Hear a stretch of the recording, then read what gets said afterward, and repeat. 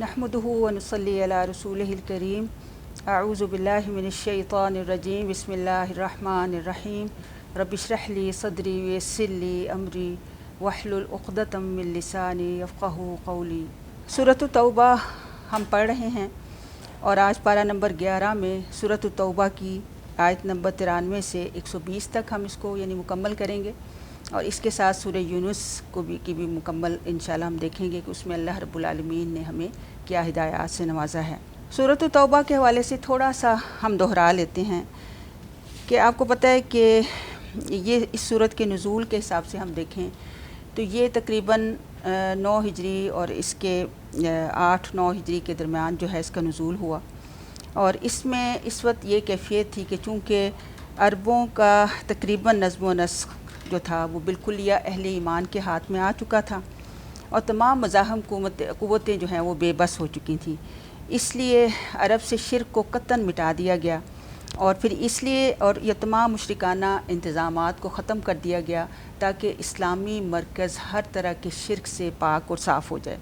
फिर काबा की तवलियत के हवाले से अहम इक़दाम ये उठाए गए कि इसकी तवलियत अहले तौहीद के हाथ में ही होनी चाहिए। फिर इसके अलावा बहुत सी जाहिली रसूमात जिनमें नसी का कायदा कि जिसमें मुशरिकीन अरब महीनों की तादाद को आगे पीछे कर लिया करते थे, उस निज़ाम का भी बिल्कुल ख़ात्मा जो है वो कर दिया गया। फिर इसमें देखें कि ग़ज़वा तबूक का जो सिलसिला आता है इस बारे में एक अहम चीज़ को जहन में रखें कि इस्लाम का मिशन चूँकि अरब में पाया तकमील को पहुँच चुका था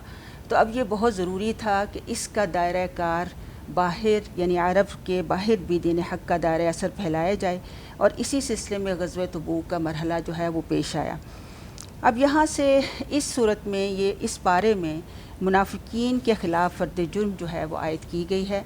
और मुनाफ़िकत का ज़ुहूर तो मदनी दौर के इब्तिदा में 2 हिजरी के बाद ही इनका ज़ुहूर बड़े अच्छे तरीके से सामने आ चुका था, लेकिन इनके साथ वक्ती मसाले और कुछ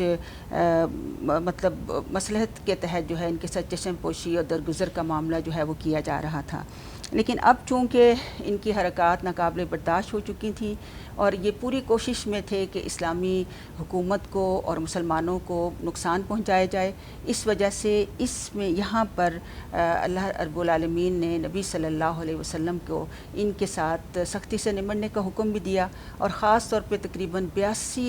पक्के मुनाफिक जो सख्त बदबातिन किस्म के लोग थे उनके नाम लेकर भी नबी सल्लल्लाहु अलैहि वसल्लम को बता दिया गया कि इनके बारे में तो ना तो इनकी नमाज जनाजा पढ़नी है और अगर आप इनके बारे में 70 दफ़ा भी इस्तिग़फ़ार करेंगे तो इनके हक़ में इस्तिग़फ़ार जो है वो कबूल नहीं होगी। और फिर ये कि इसमें यहाँ भी थोड़ी सी सरजनिश होती है कि ये आपके सामने मुख्तलिफ़ उज़र पेश करेंगे लेकिन इनके उज़रात को कबूल नहीं किया जाएगा। और ग़ज़वा तबूक के हवाले से ये जहन में रखें कि ग़ज़वा तबूक चूँकि इस्लामी हुकूमत की तरफ से ऐलान था और इसमें हर फ़र्द को शिरकत करना ज़रूरी था, अलावा औरतों, बच्चों और बूढ़ों के और बीमारों के, वही सिर्फ़ इससे मुस्तस्ना थे। बाकी हर एक को हुक्म था कि वो इसमें ज़रूर ही जिस तरह भी मुमकिन होता है इसमें ज़रूर हिस्सा लेना है। लेकिन मुनाफिकीन ने इसमें बहुत ही ऐसे उज़रात जिनका कोई शरई उज़र पेश नहीं किया गया और महज़ अपनी सुस्ती और महज़ यानी मुसलमानों को नुकसान पहुँचाने के लिए इस ग़ज़वा से जो है उन्होंने इसमें हिस्सा लेने से इनकार किया और नबी सल्लल्लाहु अलैहि वसल्लम के साथ नहीं गए। तो इसलिए अब हुक्म दिया गया कि अब इनके साथ नरमी नहीं की जाए और सख्त बर्ताव किया जाए और इनके उज़रात जो हैं वो भी कबूल नहीं किए जाएंगे और इनको आइंदा फिर अपने साथ किसी और ग़ज़वा में रखना भी नहीं होगा। फिर इसमें देखें कि इससे हमें जो एक अहम उसूल हमें ये मिलता है कि अगर अल्लाह रब्बुल आलमीन को वही लोग पसंद हैं जो सच्चे दिल से इसके रास्ते में अपनी जान और माल और अपनी वक्त और अपनी हर सलाहियत के साथ अल्लाह के रास्ते में निकलने की कोशिश करें तो वही लोग अल्लाह की निगाह में काबिल कदर हैं। रहे वो लोग जो ज़बानी तो बहुत बुलंदबांग दावे करें, जैसे कि मुनाफिकीन वैसे तो बहुत कहते थे, नबी सल्लल्लाहु अलैहि वसल्लम की मजलिस में बैठते और कस्में उठा उठा कर कहते थे कि आप अल्लाह के सच्चे रसूल हैं और हम आपका ज़रूर साथ देंगे, लेकिन जब भी मौका मिलता था और जब भी ज़रूरत पड़ती थी یہ ہمیشہ ہی مارے آستین بنتے اور ہمیشہ مسلمانوں کو نقصان پہنچانے کی کوشش کیا کرتے تھے۔ تو ہمیں اپنے ایمان کو چیک کرتے رہنا چاہیے، اور ایمان کا چیک اس وقت ہوتا ہے جب اعلاء کلمات اللہ کے کلمے کو بلند کرنے کی کوئی بھی کوشش یا کوئی بھی موقع سامنے آئے، تو اس میں ہم نے یہ دیکھنا ہے کہ ہم کتنا اللہ کے لیے خالص ہوتے ہیں اور کتنا اس کے کلمے کو پھیلانے کے لیے اپنے جان مال اور اپنا وقت اور اپنی صلاحیتوں کو صرف کرتے ہیں۔ اللہ تعالی ہمیں وہ خالص ایمان دے، اللہ تعالی ہمیں سچے اہل ایمان میں جو ہے وہ شامل کرے۔ پھر اس میں آپ دیکھیں کہ اللہ تعالیٰ نے کچھ ایسے یعنی مہاجر اور انصار صحابہ تھے جن کو اپنی رضامندی کا سرٹیفکیٹ بھی دیا، جنہوں نے اللہ اور اس کے رسول کی بات پر لبیک کہی، اور سب سے پہلے سبقت لے جانے والے اخلاص کے ساتھ اللہ کے راستے میں اپنی جان اور مال سے جہاد کرنے والے لوگوں کو سرٹیفکیٹ دیا کہ رضی اللہ عنہم ورضوا عنہ، کہ اللہ ان سے راضی ہو گیا اور وہ اللہ سے راضی ہوئے، اور ان کے لیے خاص جنت ہے۔ اور پھر منافقین کے حوالے سے اس بارے میں اللہ تعالیٰ نے منافقوں کی بنائی ہوئی مسجد درار کا بھی ذکر کیا۔ اس مسجد کے بارے میں اللہ تعالیٰ فرماتے ہیں کہ یہ صرف ان لوگوں نے مسلمانوں کو نقصان پہنچانے کے لیے اور مسلمانوں کے درمیان تفریق پیدا کرنے کے لیے جو بنائی تھی، اور اس میں نبی صلی اللہ علیہ وسلم کو منع کر دیا گیا کہ آپ نے اس میں کھڑے نہیں ہونا اور اس میں نماز نہیں پڑھانی۔ اسی وجہ سے نبی صلی اللہ علیہ وسلم نے غزوہ تبوک سے واپسی پر اس کے ڈھا دینے کا حکم بھی دے دیا۔ پھر اللہ تعالیٰ نے مسلمانوں کو یہ نصیحت کی کہ وہی مسجد جو اول یوم سے حق کے لیے اور تقوی کی بنیاد پر جو رکھی گئی ہے، یعنی مسجد نبوی اور مسجد قباء، اسی میں ہی نماز کے لیے کھڑے بھی ہونا ہے، اور وہی مسلمانوں کے اقامت صلاۃ اور مسلمانوں کے جمع ہونے کی بہترین جگہ ہے۔ اور پھر اللہ تعالیٰ نے خاص طور پر ذکر کیا کہ اس میں وہ لوگ ہیں جو ظاہری اور باطنی ہر طور پر پاکیزگی اختیار کرنے والے ہیں، اور اللہ تعالیٰ پاکیزگی اختیار کرنے والے لوگوں سے ہی محبت کرتا ہے۔ پھر اللہ تعالیٰ نے یہاں پہ ایک بڑے ہی خوبصورت سودے کا ذکر کیا ہے۔ اللہ ہمیں یہ تجارت کرنے کی توفیق عطا فرمائے۔ اللہ تعالیٰ فرماتا ہے کہ بے شک اللہ نے مومنوں سے ان کی جانوں اور مالوں کے بدلے جنت کا سودا کر لیا ہے۔ وہ اللہ کے راستے میں جہاد کرتے ہیں، اللہ کے دشمنوں کو مارتے ہیں، اور خود بھی اللہ تعالیٰ کے راستے میں قتل ہوتے ہیں۔ اللہ تعالیٰ نے اس تجارت کو انتہائی نفع بخش تجارت جو ہے قرار دیا۔ پھر اللہ تعالیٰ نے بعض صحابہ کے امتیازی اوصاف کا بھی ذکر کیا کہ یہ خالص اہل ایمان وہ ہیں کہ جو توبہ کرنے والے ہیں، اللہ کی عبادت کرنے والے ہیں، اللہ کی بارگاہ میں جھکنے والے ہیں، نیکی کا حکم دینے والے، برائی سے روکنے والے، اللہ کی زمین میں اللہ کے کلمے کو بلند کرنے کے لیے چلنے والے، اور اللہ تعالیٰ کی حدود کی حفاظت کرنے والے۔ اور ایسے ہی مومنین کے لیے کہا گیا کہ ان کے لیے جنت کی بشارت ہے۔ پھر آپ دیکھیں کہ یہ بھی ذہن میں رکھیں کہ کچھ مومنین صادقین،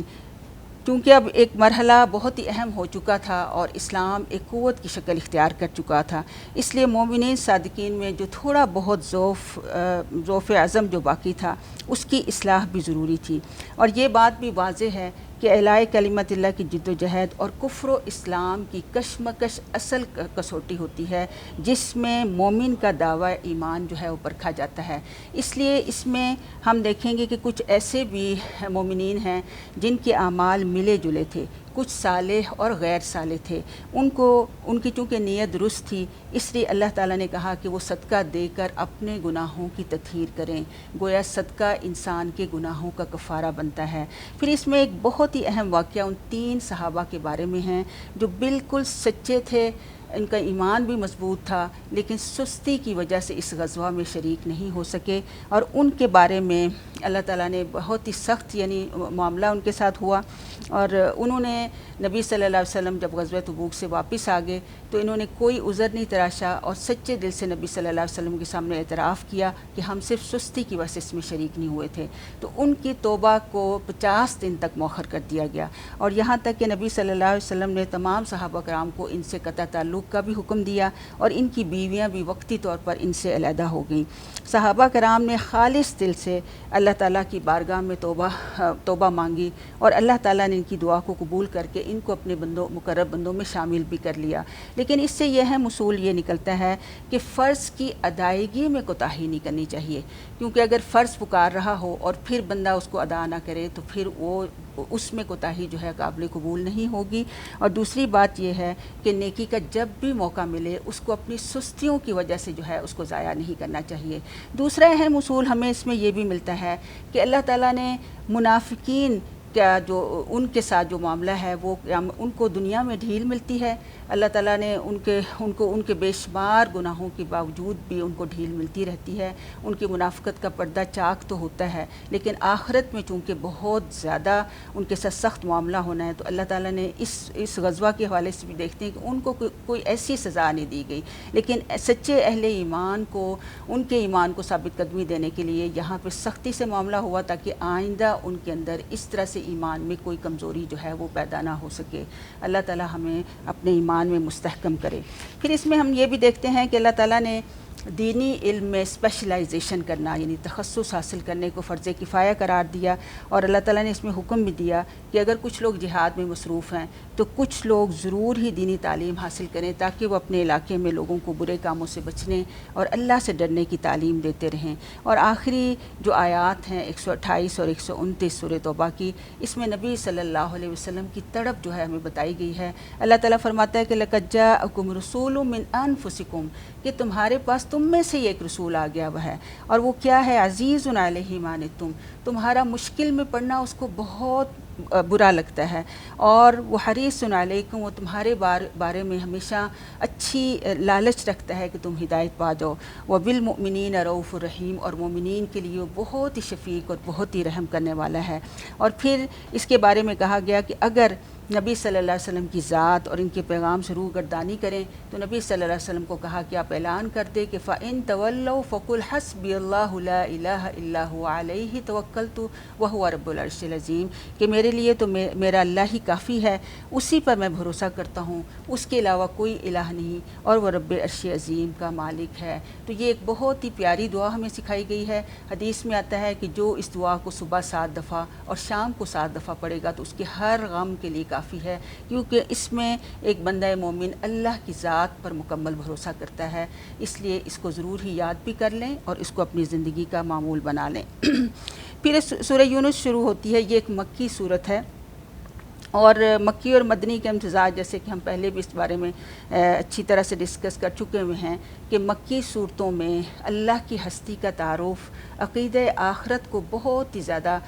کھول کر بتایا جاتا ہے، اور اس کا اگر ہم پچھلی صورتوں کے ساتھ ربط دیکھیں جو مدنی صورت سورہ توبہ تھی تو اس حوالے سے ہم دیکھتے ہیں کہ اس میں اللہ تعالیٰ نے اہل ایمان کو بہت سارے احکامات دیے، ان کو اپنے ایمان کو خالص کرنے کی جو ہے وہ دعوت دی۔ تو یہ صرف اس صورت میں ہو سکتا ہے کہ جب بندہ اللہ کی ہستی کو صحیح طور پر پہچان جائے اور اسے یہ احساس ہر وقت یہ اس چیز میں اس تصور میں رہے کہ مجھے اپنے رب کے سامنے جانا ہے اور اس کے سامنے اپنے کاموں کی جواب دہی جو ہے کرنی ہے، تو پھر ایک انسان ہمیشہ اپنے ایمان کو درست کرتا ہی رہے گا۔ اس لیے اللہ تعالیٰ نے اس کے شروع میں ایک سوالیہ انداز اختیار کیا اور لوگوں کو بتایا کہ ان کے اعتراض کا جواب دیا کہ وہ اس قرآن کے اوپر اعتراض کرتے ہیں، حالانکہ یہ اللہ کی سچی کتاب ہے جو اس نے اپنے نبی پر نازل کی تاکہ لوگوں کو ڈرایا جا سکے۔ پھر کائنات کی آفاقی مثالیں دی گئیں، سورج و چاند کو اس رب نے روشنی عطا کی، چاند کی منازل کو طے کیا تاکہ اس کے ذریعے سے دنوں، ہفتوں اور مہینوں کا حساب لگایا جا سکے، اور یہ بھی بتایا کہ زمین و آسمان کی تخلیق، رات اور دن کے آنے جانوں میں اللہ کا ڈر رکھنے والوں کے لیے نشانی ہیں، جو اللہ کی ہستی کو پہچانتے ہیں اور تقوی اختیار کرتے ہیں۔ اور پھر یہ بھی کہ جو اللہ کی ملاقات کا یقین نہیں رکھتے وہ وہی لوگ ہیں جو ہمیشہ دنیا طلبی میں لگے رہتے ہیں اور یہ بھی سوچتے ہیں کہ ہم ٹھیک ہی ہیں، اور ان کا ٹھکانہ اپنے افعال کی وجہ سے جہنم ہے، جبکہ اہل ایمان کے لیے نعمتوں بھری جنت ہے۔ اللہ رب العالمین ہمیں ان اہل ایمان میں ہی رکھے جن کے لیے اللہ نے جنتیں رکھی ہیں۔ پھر کچھ سوالات کیے گئے ہیں مشرکین سے اور ان سوالات کے ذریعے یعنی نبی صلی اللہ علیہ وسلم کی زبانی کہ ان کافروں سے پوچھیں کہ کون ہے جو زمین و آسمان سے تمہیں رزق دیتا ہے، کون ہے جو سماعتوں اور بصارتوں کا مالک ہے، کون ہے جو مردوں سے زندہ اور زندوں سے مردوں کو نکالتا ہے، کون ہے جو تمہارے سارے کاموں کی تدبیر کرتا ہے۔ تو کافر اس کے جواب میں ضرور کہیں گے کہ اللہ ہی ہے۔ تو پھر اللہ تعالیٰ انہیں یہ دعوت دیتے ہیں کہ پھر کیوں تقوی اختیار نہیں کرتے، کیوں اس رب کی طرف نہیں لوٹتے جو تمہارا معبود ہے۔ اس حق کے آ جانے کے بعد پھر گمراہی کے سوا اور کیا رہ جاتا ہے۔ پھر اس صورت میں قرآن کے ایک تفصیلی تعارف کرایا گیا ہے۔ اس کی بہت سی 3 آیات میں ایک دیکھیں کہ آیت نمبر 94 میں، آیت نمبر 108 میں اللہ تعالیٰ اور آیت نمبر 57 میں اللہ رب العالمین فرماتے ہیں کہ لَقَدْ جَاءَتْكُم مَوْعِظَةٌ مِّن رَّبِّكُمْ وَشِفَاءٌ لِّمَا فِي الصُّدُورِ وَهُدًى وَرَحْمَةً لِّلْمُؤْمِنِينَ۔ تو اس میں قرآن کو خاص طور پر ایک واعظ کہا گیا ہے۔ واعظ وہ ہوتا ہے جو لوگوں کو ان کے انجام سے ڈرا کر، اس کے نتائج سے باخبر کر جو ہے ان کو ڈراتا ہے، ان کو ترغیب دیتا ہے، ترہیب دیتا ہے تاکہ لوگ اللہ کی طرف آئیں۔ لیکن اس میں دیکھیں کہ قرآن کی سب سے بڑی چیز یہ بتائے گی کہ یہ اللہ کی طرف سے آیا ہے، اور اس میں شفا ہے جو بھی سینوں میں ہے، یعنی سینوں میں جو بھی شک ہے، جو بھی تذبذب ہے، جو بھی دل کی بیماریاں ہیں، شفا اس میں ہیں۔ لیکن اس میں ہدایت و رحمت صرف مومنین کے لیے ہے، یعنی اس پر ایمان لانا ضروری ہے، اور یہ ہر اس چیز سے بہتر ہے جو انسان لوگ جمع کرتے ہیں۔ آخر میں اللہ تعالیٰ نے اس بات کا بھی ذکر کیا کہ فرعون کے فتنے کے خوف سے اس کی قوم ایمان نہیں لائی، لیکن جب اللہ نے فرعون کو غرق کیا تو اس کی ساری قوم جو ہے اسی کے ساتھ غرق ہوئی۔ تو یہ ایک اہم اصول نکلتا ہے کہ ہمیں اپنے لیڈر کو، ہمیں اس شخص کو دیکھنا ہے جس کی ہم پیروی کر رہے ہیں۔ یہ ایسا نہ ہو کہ ہم بھی اس کے ساتھ اسی طرح سے ہم اسی کے ساتھ جائیں گے جس کا ہم نے ساتھ دیا ہوگا۔ اور آخر میں قوم یونس کا ذکر کیا گیا اور ان کے بارے میں بتایا کہ جب انہوں نے اللہ سے، کوئی ایسی قوم نہیں ہے کہ جس کے لیے عذاب کا فیصلہ ہو چکا ہو اور اس کو اللہ تعالیٰ معاف نہ کرے، صرف قوم یونس، کہ انہوں نے سچے دل سے جب اللہ کے سامنے اجتماعی توبہ کی تو اللہ رب العالمین نے ان کی توبہ کو قبول کر لیا۔ آئیے کہ ہم بھی اس قرآن کو صحیح طور پر پڑھیں، سمجھیں، اس پر عمل کی توفیق مانگیں اور اپنی غلطیوں کو احساس کر کے اللہ تعالیٰ سے سچی توبہ اور استغفار کریں۔ وما علینا الا البلاغ المبین۔